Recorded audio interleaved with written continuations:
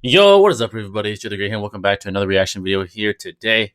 And today we got a video that was pretty requested by you guys. This is I Do Not Like Dragon Ball Super by the great Swagkage. First of all, thank you for the request. It seems that a few of you guys actually wanted this video. So of course, if you guys ask, y'all shall receive. The title itself, I Do Not Like Dragon Ball Super, obviously indicates that Swagkage doesn't like it. In my opinion, Dragon Ball Super is pretty good. Admittedly, I'm not super knowledgeable on all of Dragon Ball Super and in Dragon Ball in general. I know quite a bit. I'm not an expert though, so I'm interested to see what Swag has to say and his rationale on why he does not like Dragon Ball Super. I know this is an old video, so before you guys go and saying in the comments, "Oh, this is old, he likes it now," okay, but I'm watching it, so there you go. But before we begin, anything is really appreciated. Hit that like button, drop on bell notifications, stay updated with yours truly, and if you're new and you enjoy and you mess with the kid, make sure you hit that sub button, man, because once you do, become part of the family forever. But let's not waste any more time. Screen. Let's see what Swag has to say today.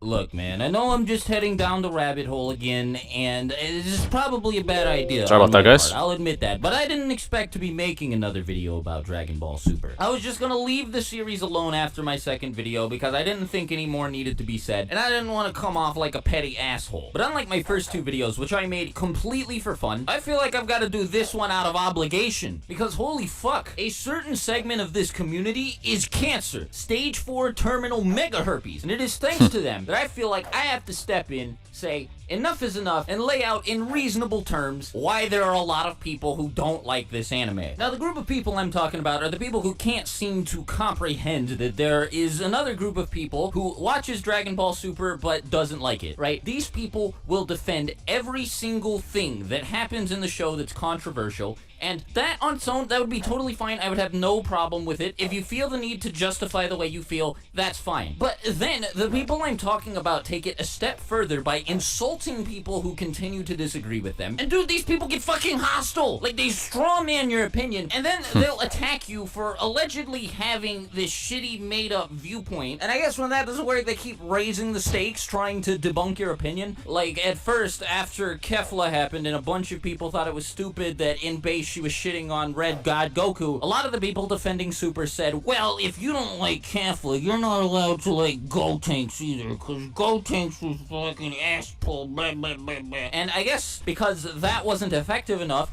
they then jumped to, well, if you don't like Kale and Caulifla, you're just a sexist piece of shit. And oh my god. This is something that people actually think. Really? So I'm not allowed to dislike female characters now? If it makes you feel any better, I don't like Zamasu either. Like, I can't believe people actually think this. And I saw on Twitter somebody respond to one of the people spreading this around. He was like, no, that's bullshit. They just need more character development. And this guy, the guy that I said was promoting this idea to begin with, he responded to this criticism by saying, nope, science is wrong. As if to say that disagreeing with the notion that if you dislike Kale and Caulifla, you're sexist, is somehow disregarding science? Like, maybe before making such an extreme claim, how about you poll a bunch of women and ask them about their opinion on Kale and Caulifla? Because I can give you an example of one right now who doesn't like either of them, that being my girlfriend. And like, the funniest part about all of this is that this guy attempted to use the fact that he did some scientific research to add some credence to his argument. But he didn't even, like, do you not see the irony here? Hinging your argument on a scientific idea or experiment, and then showing little to no understanding of the scientific method, which involves testing your hypothesis. You can't just go from hypothesis to theory or hypothesis to fact. You gotta do some testing in there. And it's not like these are the only two characters people have a problem with being overpowered. Like, remember when Krillin fought Blue Goku? And people were like, yeah, that's bullshit. That doesn't make any sense. That's an extreme level of ass pull. But, I guess that's sexist against all men. I mean, I wasn't even keeping up with the show when I heard about Krillin fighting against Blue Goku and having a Kamehameha clash with him. But I remember saying when I heard about it, yeah, I agree. That's pretty fucking ridiculous. Really stupid, because it was. And you know how people responded to it? Are you fucking retarded? Obviously, Goku wasn't using his full power. Oh, you're so gay, dude. I can't handle your stupidity.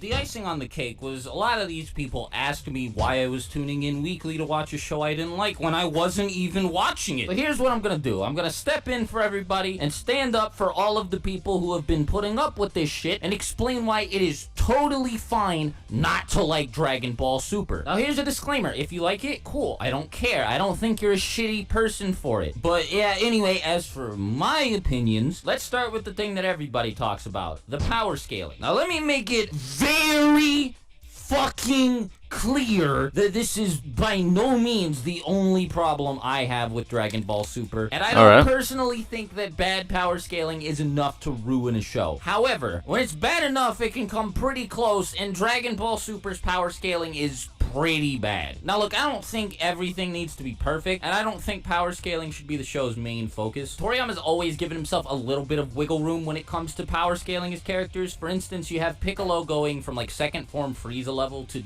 just under Super Saiyan Vegeta and Goku level over the course of 3 years of training, even though he didn't go Super Saiyan the same way Goku and Vegeta did, so it's a little bit weird. And then there's the horribly inconsistent Zenkai boosts in the Namek Saga, which, let's be honest, are pretty hard to defend. But a few instances of nonsense from Dragon Ball Z should not excuse the same kind of nonsense going on in Dragon Ball Super. And on top of that, when this sort of shit happens in Super, it is way worse. Let me go back to an earlier example. Krillin fighting Super Saiyan Blue Goku. Obviously, Goku was holding back in this fight. Nobody honestly believes that Goku was going all out in Super Saiyan Blue against fucking Krillin. But look, dude, it's not like Goku has to go Super Saiyan Blue when he's fighting against people. As a matter of fact, he didn't even jump to Blue against fucking Jiren. He started out in Super Saiyan, then went to God, then went to Blue. And if that's the case... Alright, so pausing in here. If I were to see that, I never saw that clip.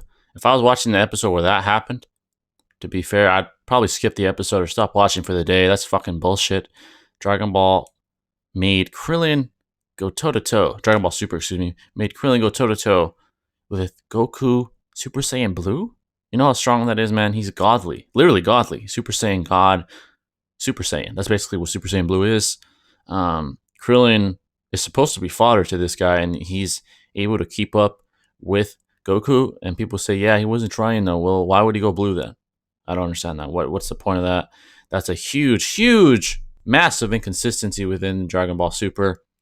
And the fact that he didn't use that against Jiren, who's massively more powerful than fucking Krillin is, who's fodder, is just wildly surprising and shocking. And maybe they want to give Krillin some shining time, time to shine. I don't know. That's just wild to me. So far, I agree with Swag. That's wildly inconsistent, and that really delegitimizes the show itself. Like, what should we take serious? If Krillin's able to fight, or not fight, but stalemate or whatever it was, a Kamehameha against Super Saiyan Blue Goku, how are we going to take this show serious, right? So I agree with Swag so far. Case, then obviously going blue puts some strain on him. Why do that if he's just sparring with fucking Krillin? And look, no matter how you try to justify it, the writers could have just avoided any problems by not having Goku transform. And if they insisted on having him go blue for one reason or another, like maybe he wanted to make Krillin feel good, then fucking explain that! It wouldn't have taken but 2 seconds for Goku to be like, maybe I ought to go blue against Krillin just to make him feel better about himself. I'll just have to be careful not to use too much power and suppress mine as much as I possibly can. But they didn't do that! It would have been the most obvious solution, so I don't want to fucking hear any bullshit justifications for this. The writers dug themselves into this hole, and it makes perfect sense for anybody to be upset about it. Like, as a matter of fact, I wasn't even upset about it. I just thought it was funny. It's ridiculous, the idea that Krillin is fighting against Blue Goku. Yeah, that is quite ridiculous. In a Kamehameha battle. And this doesn't just go for Krillin. Like, every single member of the main cast in the Universe Survival arc got way stronger for no reason. It's not like they got a little bit stronger, and it's not like you can just say, well, I mean, maybe we overestimated the power of Super Saiyan God, because no, we didn't. Goku's stronger than Fusion. Which should also mean, by the way, that Super Saiyan God Goku should be way stronger than base Kefla, since, like, I'm pretty sure when he said Fusion wouldn't even be enough to beat Beerus, he was talking about at least Super Saiyan Fusion. But yeah, all of these characters, without even acquiring God Ki, somehow get strength relative to Super Saiyan Blue Goku's with just a fraction of the training that he's undergone. And look, I'm not just being a dork who needs everything explained to me to have a good time, because like I said earlier, I'm fine with the show giving itself a little bit of wiggle room and doing things occasionally here and there that sort of feel like they're pushing it, but still adhere to at least some form of logical consistency, because that's the most important thing here. When none of the characters seem to abide by a consistent, perpetually enforced set of rules, it feels like anything can happen with no explanation, and it becomes really hard to get invested into things. It would be one thing if this was a gag manga the same way Dragon Ball was, but you can tell that isn't the case here. The writers are taking Dragon Ball completely seriously, and that's fine, but if you're gonna do that, you need to make sure that the shit you're writing makes sense. And in the arc where the series got the darkest, and the writers attempted to make the stakes the highest they have so far, the Goku Black arc, this is where shit tended to make the least amount of sense, and ass pulls felt the most commonplace. Like I've said multiple times, Dragon Ball Z wasn't perfect, and since everybody wants to play the comparison game where they say, well, Dragon Ball Z did this, so why are you mad about it in Super? Look, Dragon Ball Z may have had its problems, sure, but you can't look me in the eye and tell me that anything as mind-numbingly stupid as Future Trunks performing the Spirit Bomb with no explanation, absorbing it into his sword, and using this sword to cut an enemy in half that survived a full power final Kamehameha from Super Saiyan Blue Vegito ever happened in Dragon Ball Z. It's just really annoying to see Goku and Vegeta, more so Goku, less so Vegeta, because he sort of cheated to get God Ki. I'm still not entirely sure how that happened, but anyway, it's just really annoying to see these two characters organically reach the level of power that they've gotten to, and then see everybody else just sort of train less hard and for less time and still somehow end up catching up to them. You have 17, Trunks, Gohan, Frieza, like all of these characters getting so much more powerful in such a short amount of time. And you know, whether you like it or not, if Toriyama decided he wanted to make somebody stronger on the fly, he would always introduce a really cool plot device to do it. For Piccolo to catch up to Frieza, he had to fuse with Nail. To catch up with Android 17, he had to fuse with Kami, who was his other half. Or at the very least, the other half of his father, but still, you get the idea. For Vegeta, Trunks, Gohan, and Goku to catch up with Cell, they had to train in the Room of Spirit and Time. For Gohan to help fight Buu, he had to have his potential unlocked by the Elder Kai, and something similar to this had already happened earlier on in the series during the Namek arc, where a Grand Elder Guru did the same thing to both Gohan and Krillin. Then you have other stuff like the Fusion Dance, the Potara Earrings, Zenkai Boosts, all this other shit that serves to, at the very least, attempt to justify power boosts throughout the course of Dragon Ball Z. But in Dragon Ball Super, it's just this character trained and they got way stronger, and it's like, what the fuck? Goku and Vegeta have been training way longer, and I'm pretty sure they've been trying a lot harder at it, so how is anybody able to catch up to them or even come close to their level of power? And now a rebuttal I hear pretty commonly to this line of thinking is, well, everybody complains that Dragon Ball Super is just about Goku and Vegeta. Didn't you guys want other people to help out?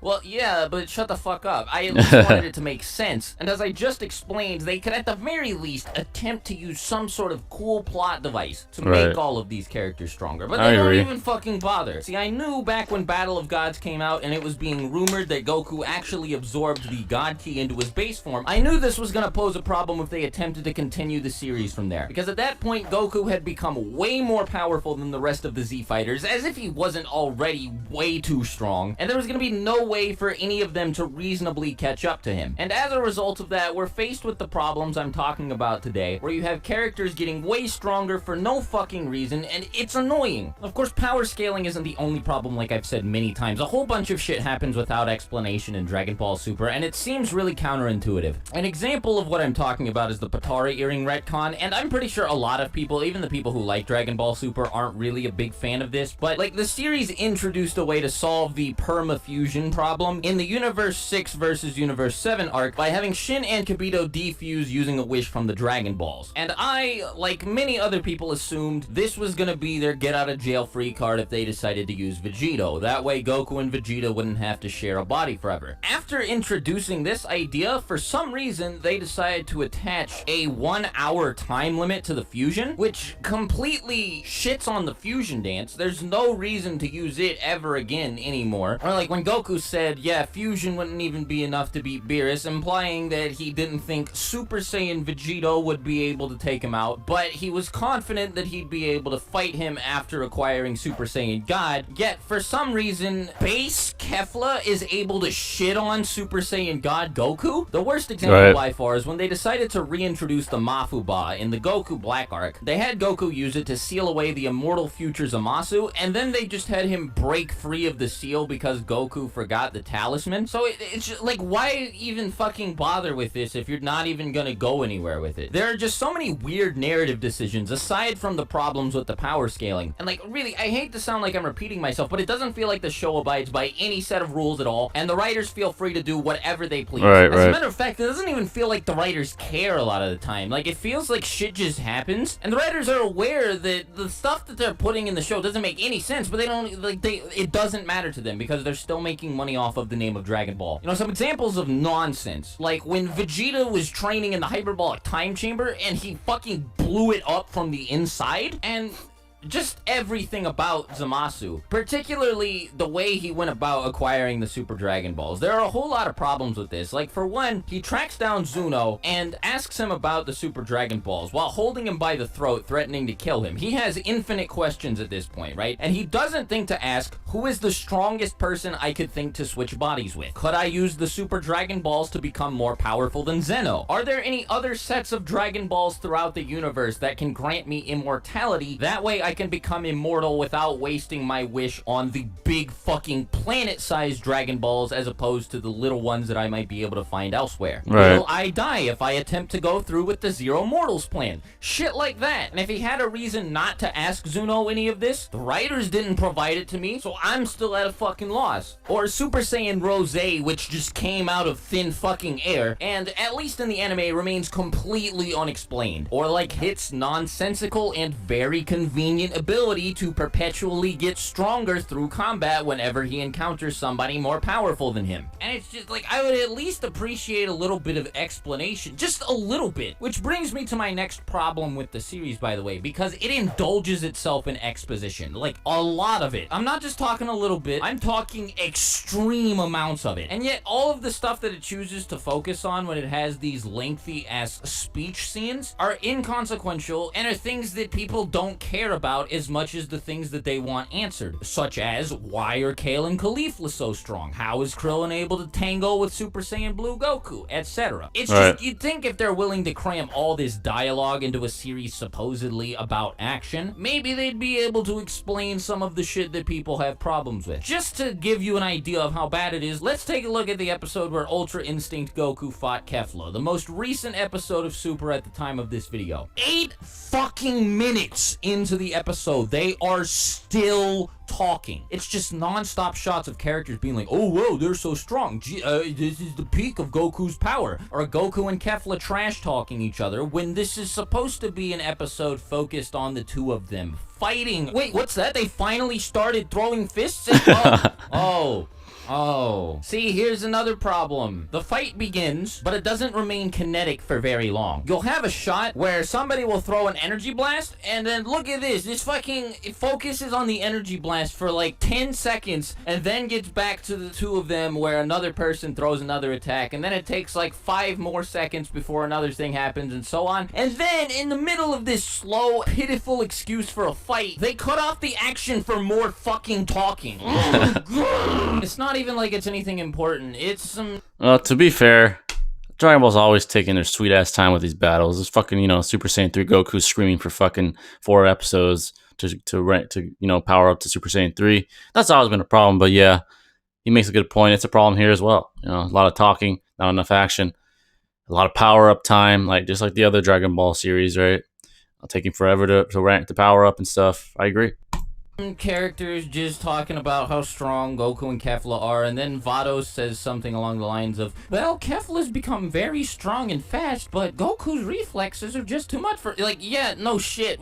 You can see that yourself if you just watch the fight. Like, I can see a whole bunch of comments already. Like, you must just be a brain-dead action junkie if you can't handle talking in your anime. Like, no. I love Hunter x Hunter, and there aren't really a whole lot of fights in Hunter x Hunter, but the story's great. Super compelling shit. Fair, Not that's the case fair. with Dragon Ball Super, unfortunately. Like I said, they're just telling you shit that you've already heard a bunch of times or that you can clearly figure out for yourself if you're over the age of 3. Yet somehow I'm supposed to be invested in this? Oh, Kefla, I'm gonna defeat you now.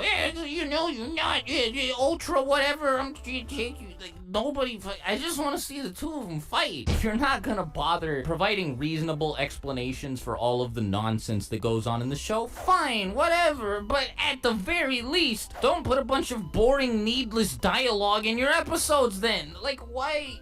Oh, but Dragon Ball Z had plenty of this. Not in the manga, it didn't. And guess what? I haven't seen the anime from front to back. I actually can't stand Dragon Ball Z's anime. Dragon Ball Kai is a lot better, but the original Dragon Ball Z, I really just cannot sit through for a lot of the same reasons as I can't handle Super. Oh yeah, this also brings me to my next point. Guess what? I actually love Dragon Ball Super's manga. I think it's great, but apparently this isn't even good enough for people, because I'll be like, yeah, I like the manga better, and then people will jump me and be like, no, the manga's full of bullshit too. Like, Goku using Hakai? Come on, what the fuck is that? Like, if you have more of a problem with Goku using a technique he saw, and not even using it properly, maybe like one time, than Trunks using the fucking spirit bomb, absorbing the energy of like 15 people into his sword, and using this sword to one-shot Zamasu, something Vegito couldn't do with his full, absolute, maximum power. I don't know what to tell you. Like, I'm really not allowed to like the manga because Goku used Hakai in it once? Are you fucking kidding me? You can't win with these people. It's either you agree with them or you're a shitty person and you suck. Fuck, this is so stupid. Man, it's already been over fucking 18 minutes and I'm just scratching the tip of the iceberg here. There's plenty of good shit in Dragon Ball Super as well. I'll definitely give it that, but for the most part, it just feels like a fan-made sequel to Z that completely misses the point of what made the original Dragon Ball and Z great to begin with. Like, none of it feels like it's really happening. There's a whole lot more I could get into, particularly the fact that Kale and Caulifla are shitty Mary Sue characters, but there are plenty of videos discussing this topic already, and I recommend you go watch them. Hopefully, I've made a great case for the people who dislike This is a good video. Dragon Ball Super. Great video, But and he made some very good points. it's at the expense of the Dragon Ball Super fan base. As long as you're not being toxic and telling people what they are or aren't allowed to like, or insulting them for having an opinion that differs from yours, then we're all good and we can be friends. Anyway, that's gonna do it for me. Till my next video, I'll talk to you later. Swagkage out. Bye.